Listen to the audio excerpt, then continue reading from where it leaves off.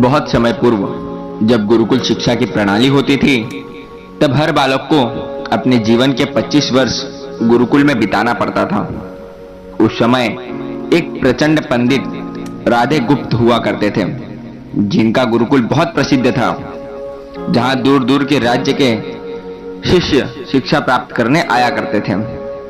बात उन दिनों की है जब राधे गुप्त की उम्र ढलने लगी थी और उसकी पत्नी का देहांत हो चुका था।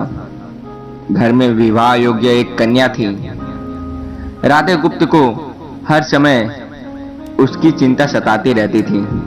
वह उसका विवाह एक योग्य व्यक्ति से कराना चाहते थे, जिसके पास संपत्ति भले ना हो पर वह कर्मठ हो और किसी भी परिस्थिति में उसकी बेटी को खुश रखे, एक उचित समय पर उचित निर्णय ले सके। एक दिन उनके मस्तिष्क में एक ख्याल आया और उन्होंने इस परेशानी का हल सोचा कि क्यों ना वो अपने खुद के शिष्यों में से ही एक योग्य शिष्य को वर बना ले। उनसे बेहतर उनकी बेटी का ख्याल और कौन रख सकता है। इस कार्य के लिए उन्होंने बुद्धिमान की परीक्षा लेने का निर्णय लिया और सभी शिष्यों को एकत्र किया। राधे गुप्त ने सभी से कहा कि वे एक परीक्षा आयोजित करना चाहते हैं जिसमें सभी की बुद्धिमानी का परिचय होगा।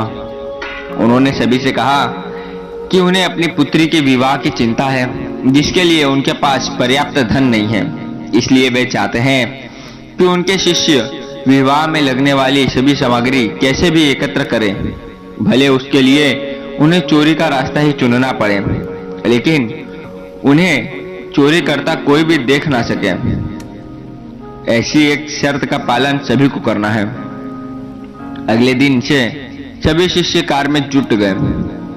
रोजाना कोई न कोई तरह तरह की वस्तु चुरा कर लाता और राधे गुप्त को देता था। राधे गुप्त उन्हें एक विशेष स्थान पर रख देते, क्योंकि परीक्षा के बाद यह सभी वस्तु उनके मालिक को वापस करना जरूरी था, क्योंकि वे अपने शिष्य को सही ज्ञान देना चाहते थे। सभी शिष्य अपने अपने दिमाग से कार्य कर रहे थे, लेकिन इनमें से एक चुपचाप गुरुकुल में बैठा हुआ था, जिसका नाम रामास्वामी था। वो राधा गुप्त का सबसे करीबी था और होनहार छात्र था।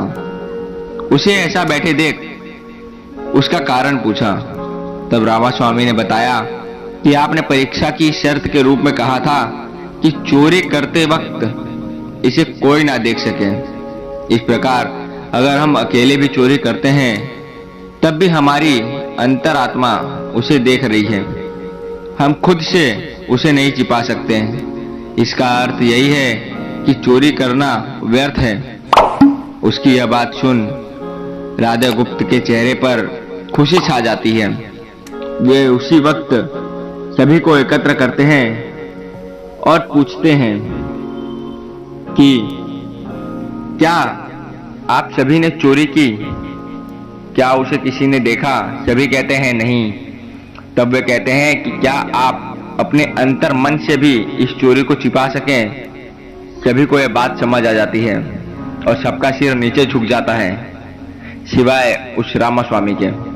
तभी राधा गुप्त रामास्वामी की बुद्धिमानी का परीक्षा लेते हुए उन्हें अव्वल दिपाते हैं और सभी के सामने कहते हैं कि यह परीक्षा केवल इसने ही पास की है, इसलिए उचित वर तलाशने की जो परीक्षा रखी गई थी वो पूर्ण होती है।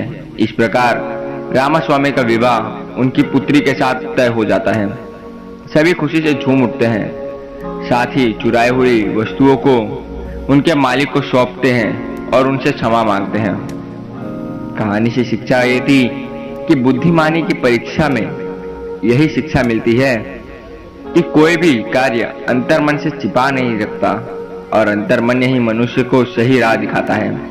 इसलिए मनुष्य को किसी भी कार्य के करने के पहले सही है या गलत मन को टटोलना सबसे जरूरी है।